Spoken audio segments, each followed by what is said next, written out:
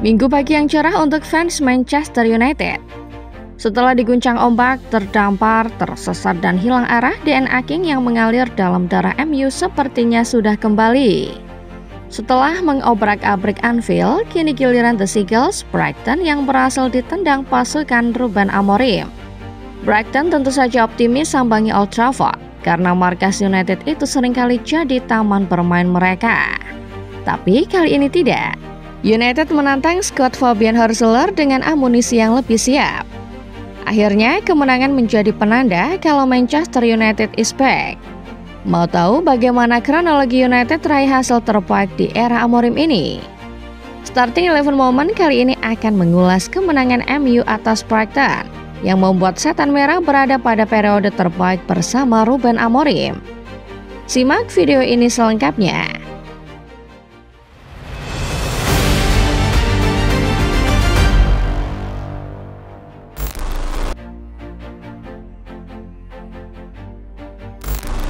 Ruben Amorim dipercaya menangani Manchester United pada bulan November 2024. Ketika tawaran itu datang, Amorim tahu tugasnya tidaklah mudah. Kekacauan yang terjadi di era Erik ten Hag sudah terlalu parah. Baru musim pertama Setan Merah pun berjalan begitu buruk, di mana United hanya bisa finish di urutan ke-15 klasemen akhir. United memutuskan mendukung Amorim untuk musim 2025-2026. Lebih dari 250 juta euro mereka habiskan untuk mendatangkan nama-nama seperti Bryan Mbeumo, Matheus Cunha, dan Benjamin Sesko. Namun, mengembalikan DNA juara United tetap tak semudah membalikan telapak tangan. Sampai dengan pekan ke-6, pasukan Ruben Amorim baru mengumpulkan 6 kemenangan. Rekrutan baru terutama Benjamin Sesko masih belum menunjukkan dampak signifikan untuk mengangkat derajat Setan Merah. Mereka sementara masih terduduk di posisi ke-14 klasemen dengan torehan 7 poin. Kekalahan melawan Brentford pada akhir September membuat posisi Ruben Amorim makin terguncang. Fans di luaran sana menuntut adanya perubahan dan apabila perubahan itu tidak terjadi, Amorim diminta mundur. Amorim mulai dipertanyakan karena skema 3 back yang ia pakai selama ini tidak berjalan baik di Manchester United.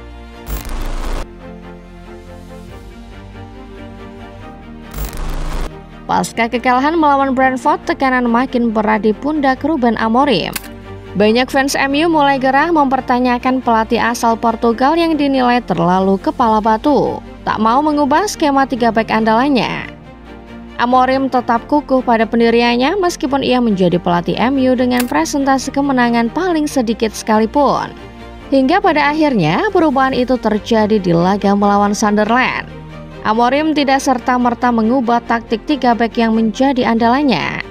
Pelatih asal Portugal itu hanya melakukan sedikit perubahan pola permainan terutama dalam bertahan. Kalau sebelumnya Amorim bertahan dengan pola 5-2-3, maka polanya sekarang dibalik menjadi 5-3-2. Hasilnya Manchester United sukses menjungkalkan Sunderland. Padahal Sunderland musim ini menjadi salah satu kuda hitam paling disegani di kompetisi kasta tertinggi Premier League. The Black Cats kala itu sedang dalam tren positif, 4 laga tak terkalahkan dan baru menelan 1 kekalahan dari total 6 laga di musim 2025-2026. Kemenangan di Old Trafford ternyata membawa kepercayaan diri tinggi lebih besar buat Manchester United. Setelah jeda internasional, mereka menantang Liverpool, juara bertahan sekaligus rival terberat mereka di kasta tertinggi Inggris. Hasilnya, United sukses membungkam Anfield untuk pertama kalinya dalam hampir 1 dekade. Pola yang diterapkan United sama, memainkan skema bertahan 5-3-2 dan bahkan beralih menjadi 5-4-1. United tidak mau tergesa-gesa main menyerang melawan Liverpool. Taktik defend and counter yang dimainkan Amorim berhasil membawa United pulang dengan 3 poin dari Merseyside.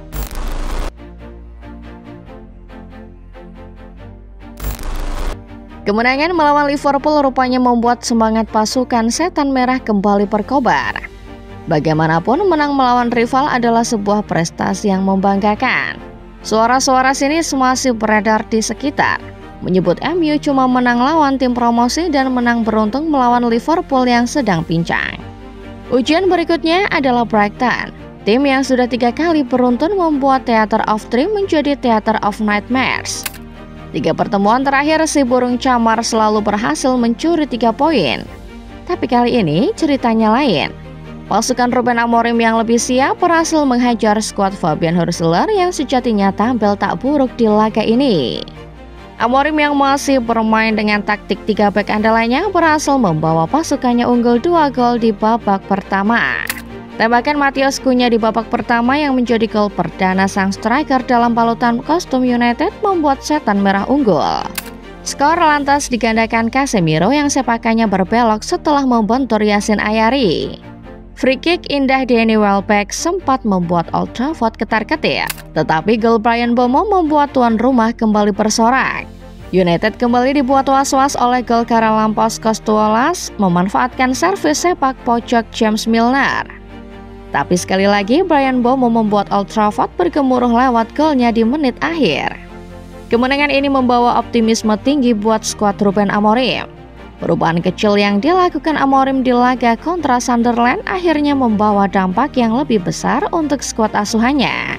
Setelah laga pekan ke-9 berakhir, banyak fans merasa United telah kembali ke jalur yang benar.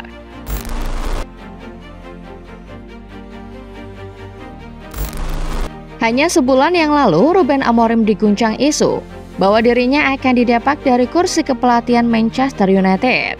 Sir Jim Ratcliffe sempat turun tangan membela Amorim, menyatakan ia memberi waktu 3 tahun kepada sang pelatih asal Portugal. Kini, tak sampai 3 tahun Amorim telah menunjukkan perubahan. Setelah pertandingan, Amorim mengakui kalau performa United melawan Brighton adalah performa yang selama ini ia nantikan. Tak dapat disangkal, data memang menunjukkan kalau ini adalah kemenangan terbaik sang pelatih. Bagaimana tidak, kemenangan kontra Brighton adalah kemenangan ketiga beruntun pertama Amorim selama menjadi arsitek United. Ya, aku pikir para pemain lebih percaya diri hari ini. Kemenangan ini sangat penting. Juga soal performa, kami harus memainkan strategi yang berbeda di setiap momen pertandingan. Menurutku para pemain paham betul apa yang harus mereka lakukan di setiap momen, kata Amorim dalam sesi konferensi pers pasca laga. Amorim juga mengatakan kalau kemenangan melawan Liverpool banyak membantu timnya, menjadi semacam mental booster buat Harry Maguire CS. Amorim merasa kemenangan melawan Brighton ini lebih baik ketimbang kemenangan kontra Liverpool. Tapi ia tak menyangkal kalau kemenangan melawan Liverpool membuat pasukannya makin pede menghadapi laga kontra The Seagulls.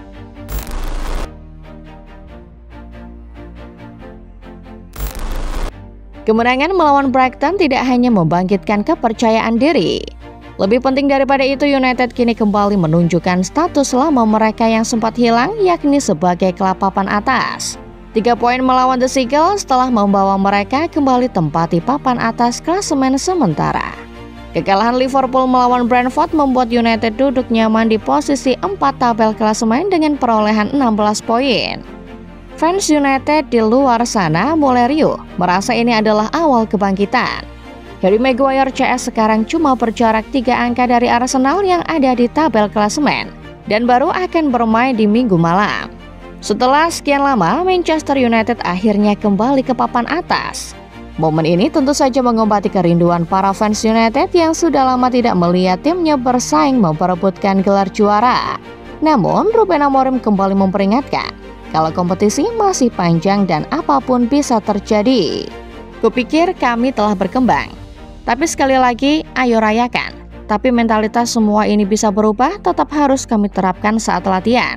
Sejujurnya, kami sedikit menderita di akhir pertandingan ini dan Manchester United bukanlah Manchester United kalau tidak mempersulit diri sendiri. Tapi kami sudah melakukan hal yang bagus, kata Amorim pada sesi konferensi pers.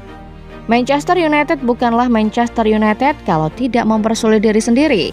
Kalimat itu adalah kalimat kunci yang tentu saja bisa disepakati oleh banyak fans MU. Terkadang ketika fans mulai optimis, MU malah goyah dan kembali ke setelan pabrik.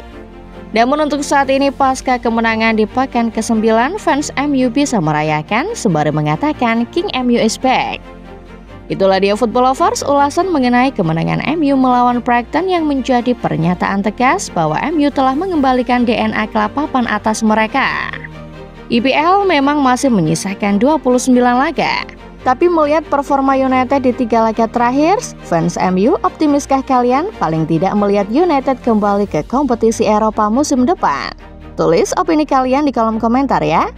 Jangan lupa like video ini kalau kalian suka, subscribe channel Starting 11 Moment dan nyalakan notifikasinya untuk tetap mendapat update dan pembahasan-pembahasan menarik seputar sepak bola setiap harinya. Terima kasih dan sampai jumpa.